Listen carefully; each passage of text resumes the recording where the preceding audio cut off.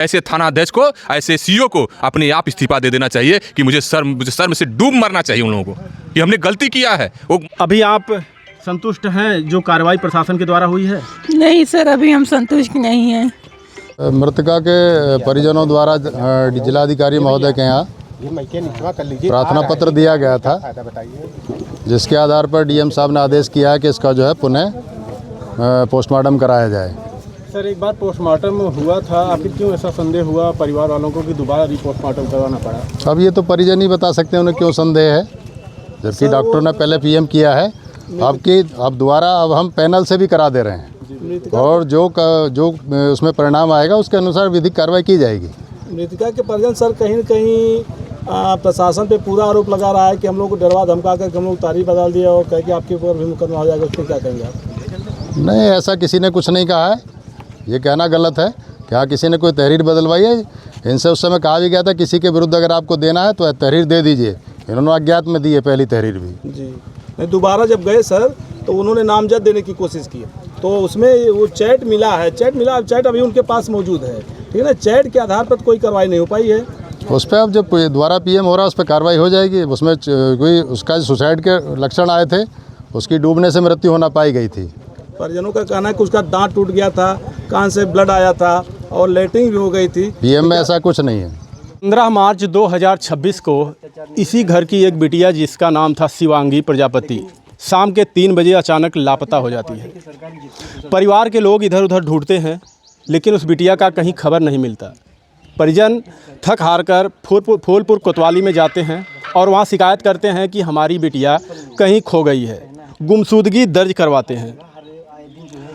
Police हरकत में आती ही उसके जस्ट दूसरे दिन 16 मार्च को प्रशासन को शिकायत की जाती है और 17 मार्च को बिटिया की शरीर बगल में तमसा नदी है उसी में तैरती हुई मिलती है।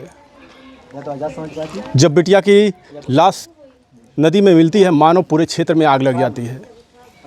मौके पर प्रशासन पहुंचती है और वहां से शरीर को पोस्टमार्टम के लिए भेज दिया जाता है और पोस्टमार्टम के बाद फिर बेटी का अंतिम संस्कार कर दिया जाता है। अंतिम संस्कार में हिंदू रीति रिवाज के तहत जो किया जाता है कि उनको जलाया जाए, तो परिवार के लोग ना जलाकर उनको दफना देते हैं। फिर बाद में मामला सामने खुलकर आता है कि बिटिया का किसी गांव के बगल के ही एक लड़के से बातचीत था, फ़ोन पे बातचीत करती थी और बिटिया 15 तारीख जो शाम 3 बजे निकली थी उसी के पास गई थी। तब जाकर मामला सामने आया। बात यहाँ पर तब असली समझ में आई जब परिजन के लोग आरोप लगाए कि हमारी बेटी का पोस्टमार्टम सही तरीके से नहीं किया गया है, सिर्फ 20 मिनट में पोस्टमार्टम करके निकाल दिया जाता है। हमें विश्वास नहीं है कि हमारी बिटिया, जो कि पोस्टमार्टम में साफ लिखा होता है कि बिटिया की मौत नदी में डूबने से होती है। परिवार के लोग इस पर मानने को तैयार नहीं हुए।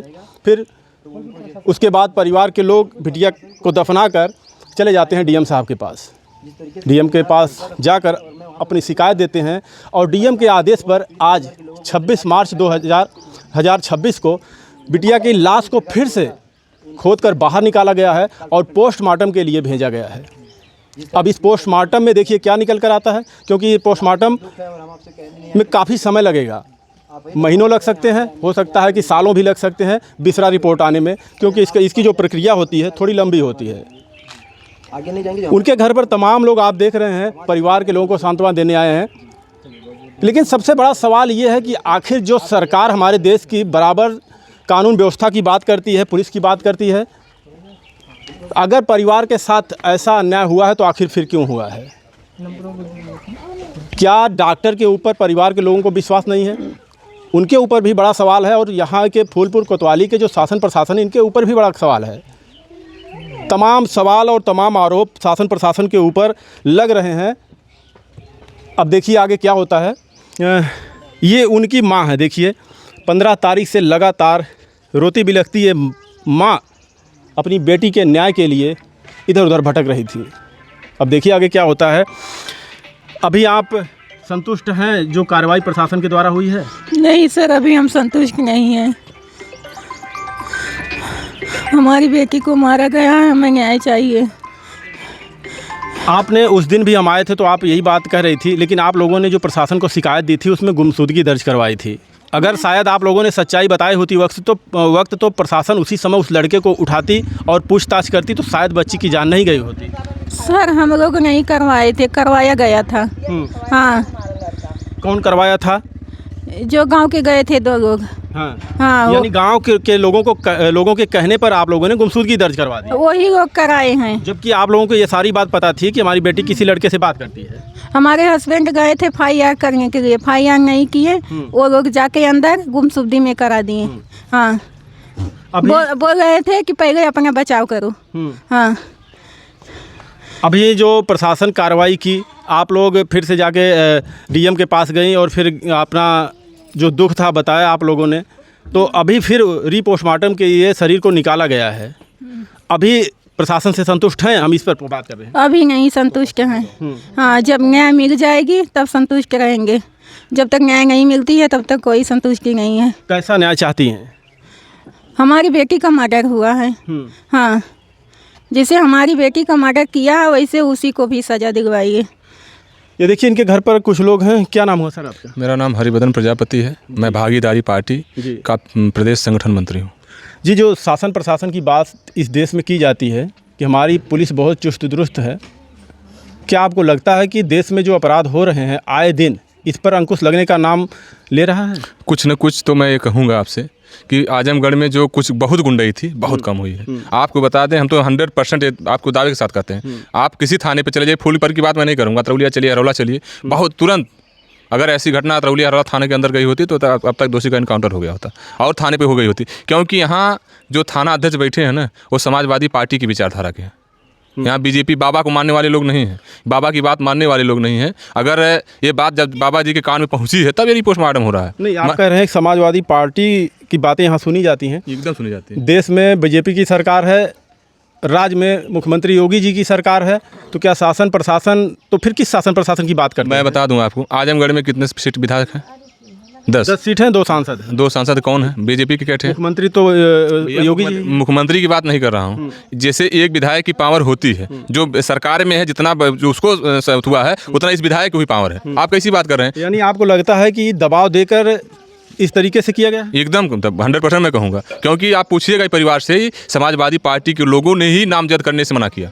समाजवादी पार्टी के लोगों ने थाने पे जाके दबाव बनाया कि मैं मुकदमा मत लिखिएगा, चाहे जैसे मैनेज किए हों, वो मैं मीडिया पे नहीं बोल सकता क्योंकि जानते हैं तथ्य चाहिए। यानी प्रशासन दबाव में आकर ये सब किया? एकदम 100% यही किया है प्रशासन। मैं बता दूं आपको भैया, मैं तो यहाँ तक कहता हूँ कि आप हमारे अभी लोग नहीं सुधरे ना, अभी छोटी घटना है। आज बता दूं, अगर ओम प्रकाश राजभर और प्रेमचंद प्रजापति जी नहीं रहे होते तो क्या आपको लगता था पोस्टमार्टम हो जाता? नहीं होता। कितना भी आप प्रोसेस कर लेते। लेकिन मैं धन्यवाद देता हूँ उत्तर प्रदेश सरकार के कैबिनेट मंत्री सुहेलदेव भारतीय समाज पार्टी के राष्ट्रीय अध्यक्ष माननीय ओम प्रकाश राजभर जी को, जिन्होंने एक प्रजापति समाज की बिटिया को न्याय दिलवाने के लिए इतनी लड़ाई लड़कर आज पोस्टमार्टम करवाने का आदेश करवाए। उनको मैं कोट धन्यवाद दूंगा। और ये भी आपको भी धन्यवाद देता हूं कि आपने पहली खबर चलाई और इस खबर की देन है कि पूरे प्रदेश में एक चिंगारी की तरह फैल गई और पूरे जिले में पहला इतिहास में भारतीय जनता पार्टी की सरकार में पहली बार ऐसा होने जा रहा है कि रीपोस्टमार्टम उस बच्ची की दोबारा हत्या की जा रही है।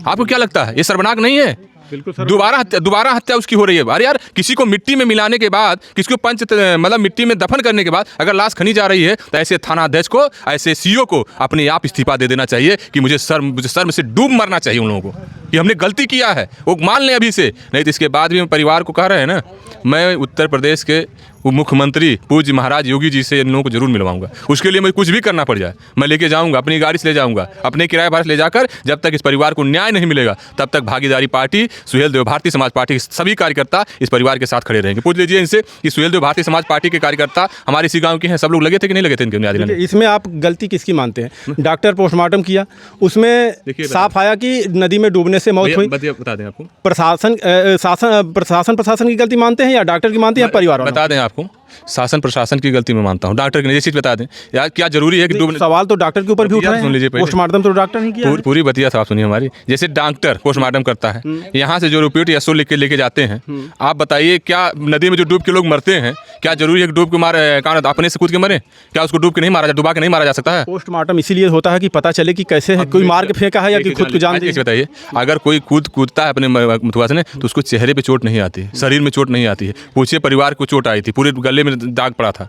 बेसरा की रिपोर्ट आने दीजिए ना, आपको समझ वो देखिए सबको इंतजार है कि बिस्रा रिपोर्ट में सब साफ हो जाएगा, सब साफ हो जाएगा। लेकिन आप लोगों को ऐसा क्यों लग रहा है कि डॉक्टर गलत रिपोर्ट बनाएगा कि डूबने से मौत नहीं हुई है, ये मौत मार कर लड़की को किसी ने फेंका नदी? जैसे एक चीज़ जान लीजिए, हम आपको आज भी आश्वासन देते हैं कि कुछ न कुछ कमी है, चाहे डॉक्टर की हो, 100% कमी तो थाना अध्यक्ष की है कि ऐसे अपराधी को आप खुट्टा छाड़ की तरह खोल दिए हैं।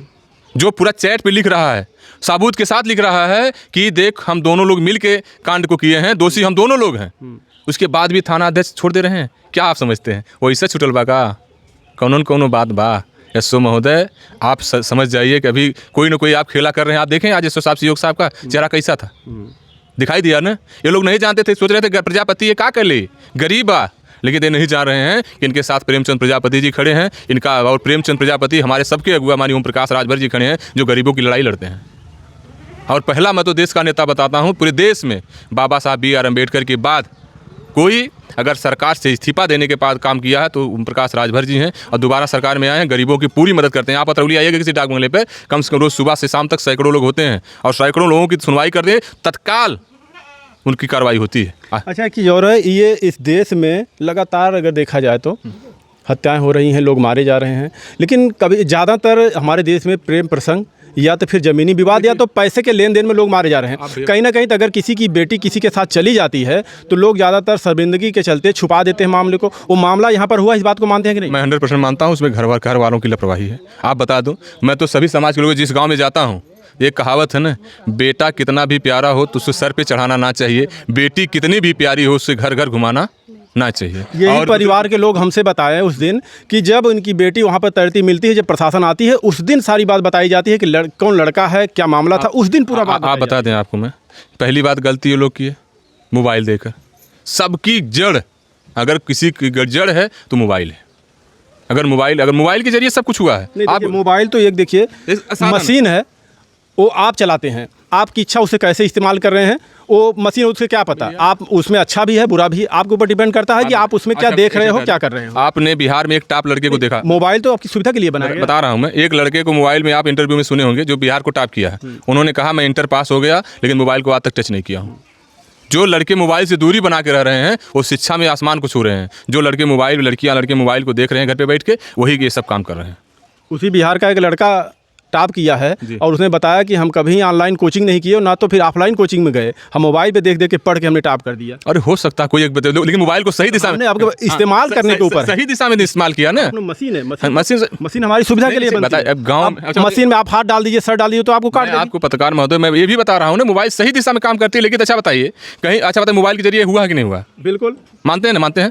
ये चीज़ बता दें, मोबाइल नहीं होती नहीं काम होता, और उसके बाद भी परिवार के लोगों ने उस पर बाउंडेशन लगाया कि नहीं बेटी पढ़ने नहीं जाएगी। आप सारे कहानी को जानते हैं, उस कहानी को दोबारा उद्वारना तो मतलब उस मिट्टी को फिर दफनाना। मैं उस पर चर्चा नहीं करना चाहता हूँ। देखिए अब क्या गलतियाँ, बच्चे हैं, गलती अगर हो गई तो उसको बार बार उसी चीज़ को दोहराना, उसको दोबारा मृत्यु कराना। लापरवाही हमारे देश में बहुत होती है और लोगों की शिकायत भी होती है, और सबसे ज़्यादा लापरवाही शासन प्रशासन के ऊपर सवाल खड़ा करती है और लोगों के आरोप भी होते हैं, ना तो उनकी सही ढंग से सुनवाई होती है। बाबा जी भले कितने भी दावे कर लें, लेकिन आप देख रहे हैं, आप भी भली बात ही जान रहे हैं कि देश में क्या हो रहा है। मैं भी जान रहा हूँ, लेकिन पहले से बहुत कम हुआ भैया। मैं सहमति, अतरौलिया विधानसभा का रहने वाला हूँ। हम लोग जिस गांव से आते हैं ना, ये इतनी गुंडई थी, हम लोगों के शादी ब्याह में लोग तांडव करते थे, लेकिन आज की डेट में जू तक नहीं हिलता है किसी का। समाजवादी पार्टी के जो विचारधारा के लोग हैं ना, तांडव लोग करते हैं। शादी ब्याह किसी गरीब के घर, बिटिया के घर बारात आती थी ना, तो लोग तांडव करते, मार झगड़ा कर लेते थे। आज कैसा कर ले? अभी फिलहाल इस परिवार को न्याय दिलाने के लिए क्या प्रयास है आप लोगों? मैं 100% कह रहा हूँ ना, परिवार को जब तक न्याय नहीं मिलेगा, भागीदारी पार्टी के सभी कार्यकर्ता, सुहेल देव भारतीय समाज पार्टी के सभी कार्यकर्ता प्रोटेस्ट करेंगे, और इनकी आवाज़ जब तक ये नहीं संतुष्ट हो जाएंगे नहीं हमारे परिवार को न्याय नहीं मिला है, जब तक ये कह नहीं देंगे बाबू हाँ हमारे परिवार को न्याय मिल गया, तब तक हम इनके साथ खड़े हैं। आप जैसे लोग ऐसे परिवारों के समझ लिए मसीहा बनते हैं, न्याय के लिए इनके साथ खड़े हो जाते हैं, लेकिन हमारे देश में बहुत से ऐसे परिवार हैं जिनका कोई सपोर्ट नहीं मिल पाता और वो टूट जाते हैं, उनको न्याय नहीं मिल पाता। भैया कहीं भी आप बताइए, उत्तर प्रदेश कहीं की बात मैं नहीं कर रहा हूँ, आप हमको अभी जानिए। हम उत्तर प्रदेश के 75 जिले जो साथी हमको जानते हैं ना, कहीं भी हत्या उत्पीड़न प्रजापति समाज के साथ होता है, चाहे हमीरपुर की घटना हो, चाहे आपकी जौनपुर की डबल मर्डर घटना हो, चाहे कानपुर की घटना हो, चाहे इसी आजमगढ़ में एक आराधना प्रजापति को 6 टुकड़ा काट के फेंक दिया गया था। मालूम है कि नहीं मालूम है? उस परिवार को न्याय कौन दिलवाया था? आपके सामने खड़ा हूँ। आप ऐसे मत हल्के मत लीजिए भैया, हम लड़ाकू हैं, हम लड़ने जानते हैं। हमको जरूरत पड़ेगी तो भुइयां बैठ के न्याय दिलाने के लिए बैठ जाएंगे डीएम साहब के पास वहाँ पे। जी आपका बहुत बहुत धन्यवाद इस परिवार के साथ खड़ा होने का। आप एक महिला हैं, ये सरकार जब से आई 2014 से और 2017 से माननीय मुख्यमंत्री जी हैं, तमाम दावे वादे किए गए कि हमारे देश में कानून व्यवस्था को सुदृढ़ बनाने की सरकार हमारी भरसक प्रयास करेगी और करेगी, और अब दावा करती है कि की भी है। शासन प्रशासन की बात करती है कि हमारे देश में अगर कोई बहन बेटियों के ऊपर गलत निगाह डालेगा या छेड़खानी करेगा तो हमारे पुलिस वाले जो उनको यमराज बोलती है योगी सरकार, खड़े रहते हैं, सीधे ठोक देंगे। क्या आपको लगता है कि बहन बेटियों की सुरक्षा हो रही है हमारे देश में? देखिए, सुरक्षा तो हो ही रही है हमारे देश में, लेकिन अभी 50%, हाँ 50% हो रही है, यानी कमी है। कमी तो कुछ नहीं है, मुख्यमंत्री के उसमें कुछ कमी नहीं है। हाँ, आप किसी पार्टी से जुड़ी हैं? जी, मैं सीमा राव सुहेल देव भारतीय समाज पार्टी की पूर्वांचल महिला मंच हूँ मैं।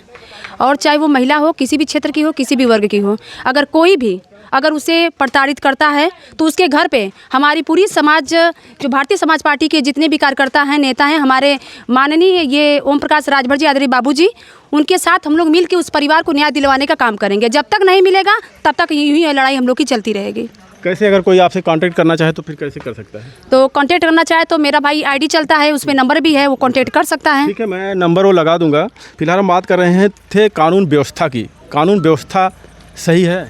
कानून व्यवस्था तो नहीं सही है, क्योंकि यहाँ पे जितने भी प्रशासन के हैं, जो ये लोग अगर लापरवाही नहीं करते तो आज ये माँ के ऊपर क्या बीत रही है आप लोग भी जानते हैं।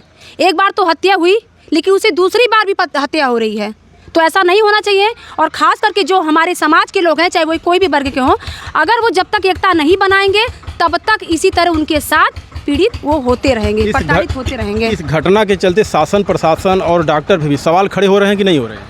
देखिए, डॉक्टर के सवाल तो खड़े हो रहे, मैं जान रही हूँ, लेकिन इसे खड़ा कराने वाले कोई और है ना, समाजवादी पार्टी के लोग हैं ना। हमारा सिस्टम इतना लचर हो गया है, बिक गया है एकदम, कि अगर किसी के कहने पर किसी का तहरीर बदल दिया जाए, मुकदमा बदल दिया जाए, उसको न्याय ना मिले तो फिर किस सरकार की बात करती है सरकार? हमारी कहने की बात कर रहे हैं, हो सकता है वो भी उन्हीं के लोग हों, जो कहने पे कर रहे हैं। अगर नहीं हुआ होता तो इस माँ को अब तक न्याय मिल गया होता। जी, आपका बहुत बहुत धन्यवाद। बाकी आप लोग बताइएगा ज़रूर इस मामले में, क्योंकि ये जो मामला है थोड़ा सा पेचीदा इसलिए हो गया कि ये मामला जब ये मामला हुआ, इनकी बेटी घर से गायब हुई, उस दिन गलत रिपोर्ट लिखवाई जाती है, सच्चाई बताई नहीं जाती है, और आज उस बिटिया का दोबारा पोस्टमार्टम करने के लिए उसके शरीर को खोदा जाता है। अब समझ सकते हैं कि आज 15, 5, 20, 6, 26, 11, 12 दिन बाद उस बिटिया को फिर से खोद कर निकाला जाता है। हम तो वहीं पे थे, देखे उनकी शरीर का क्या हालत हुई है। आप समझ सकते हैं, एक बार तो उनकी जान गई थी, समझ लीजिए दोबारा उनके साथ। लेकिन हमारे देश में हम क्या कहें, ऐसे ऐसे लोग पड़े हैं, शर्म आती है ऐसे लोगों पर। किस तरफ हमारा देश जा रहा है, कमेंट में राय जरूर दीजिएगा। क्या कानून व्यवस्था हमारे देश में सही से काम कर रही है? शासन प्रशासन सही से काम कर रही है? गरीबों के साथ न्याय हो रहा है? ज़रूर लिखिएगा कमेंट में। धन्यवाद।